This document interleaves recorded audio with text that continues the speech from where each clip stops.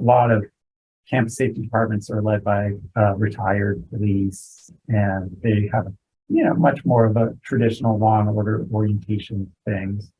And it took them, longer to embrace it, but they did. And one of the ways that, was compelling for them was that they traditionally don't have a role in a conduct process. So campus police will investigate and file a report. And then and then it goes again into like the black box, and they don't know what happens. And so they usually assume nothing happens, like that their good work is unrewarded because all those like softy liberal administrators are just gonna let the kid off and send them back to their residence hall.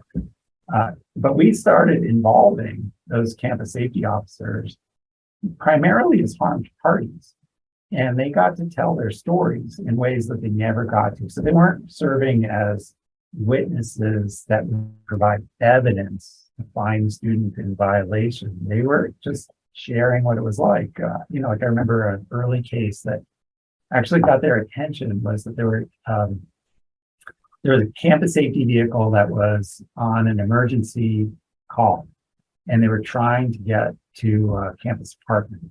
And this was on a Friday or Saturday night, and late, and lots of students out and about partying. And there was a crowd of students in the road blocking the path for them to get through. And they were really amped up because they were trying to respond to an emergency. But there was this crowd that was goofing around, laughing, not, like, we're stopping campus safety vehicle from going, campus police, Campo, the students refer to them.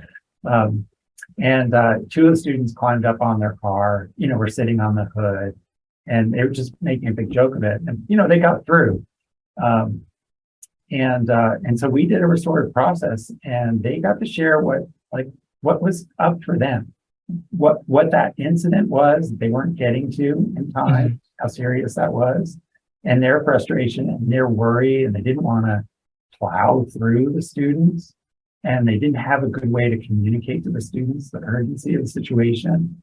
And it was interesting that the two students who had climbed onto the hood, one of the students chose not to participate in the restorative process, and the other did. And the one who did was really, very remorseful, especially when she heard what the situation was. And, was really back to shame, like really ashamed of herself for her role in this. And they really got it, and they accepted her apology. And I can't remember if there was a plan or some restorative measures that were put in place. But that was a very helpful moment for them. And then interestingly, we had a process that if you refuse to engage in the process, you're essentially suspending yourself. Like if you're unwilling to engage with the college, they have to suspend you. So, it's like up to you. Like you can come to this thing or not, but and so they were very surprised that they themselves were interested in just having basically an apology from the student who showed up and a suspension for the student who didn't.